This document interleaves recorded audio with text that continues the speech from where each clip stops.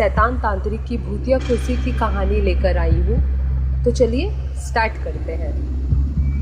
यह कहानी एक शैतान तांत्रिक की भूतिया कुर्सी की कहानी है। बीरभूम नाम का एक गांव था। उस गांव से थोड़ी ही दूर पर एक जंगल था जो काफ़ी घना और डरावना था।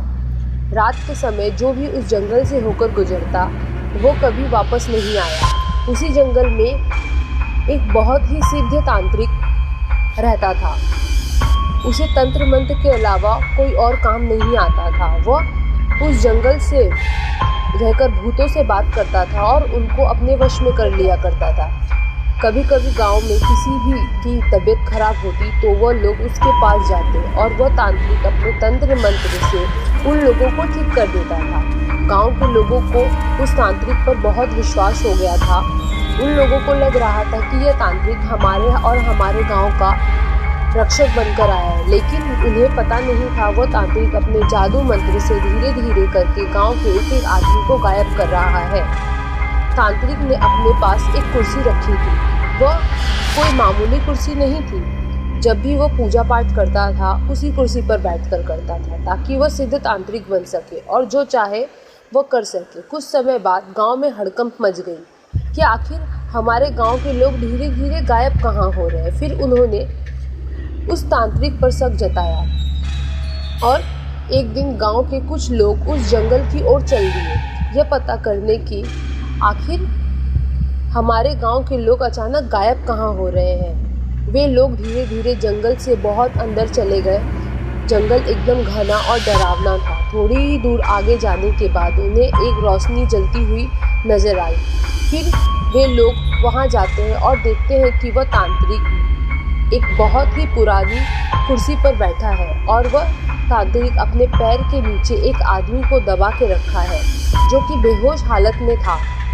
जब गांव वाले उसके नज़दीक से देखते हैं तो पहचान लेते हैं ये तो हमारे गांव का आदमी है जिसको हम लोग सुबह से ढूंढ रहे थे। गांव वालों को देखकर तांत्रिक वहां से भागने लगता है। तभी गांव के सारे लोग उसे चारों ओर से घेर कर पकड़ लिए और एक पेड़ से बांध दिए।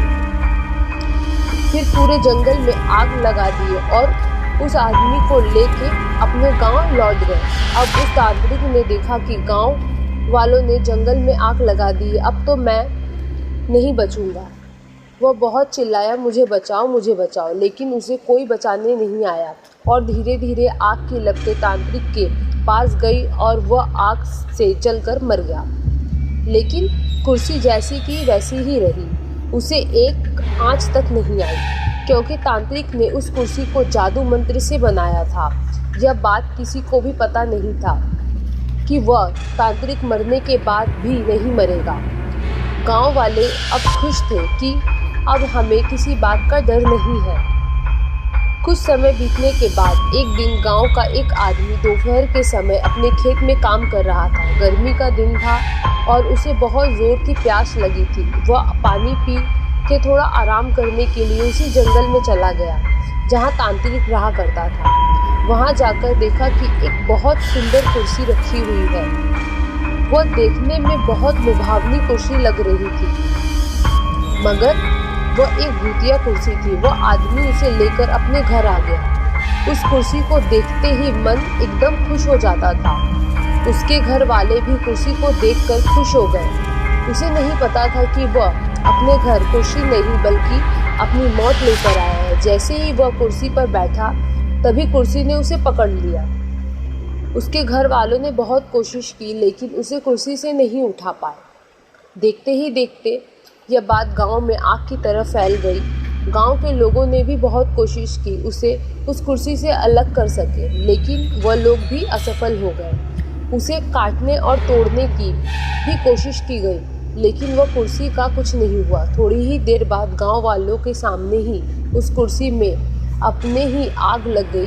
देखते ही देखते वह कुर्सी जलकर राख हो गई और वह आदमी तड़प तड़प कर मर गया। उसके मरते ही वह आदमी और उसकी जली हुई राख सब गायब हो गए। ऐसा लग रहा था कि यहाँ कुछ हुआ ही नहीं।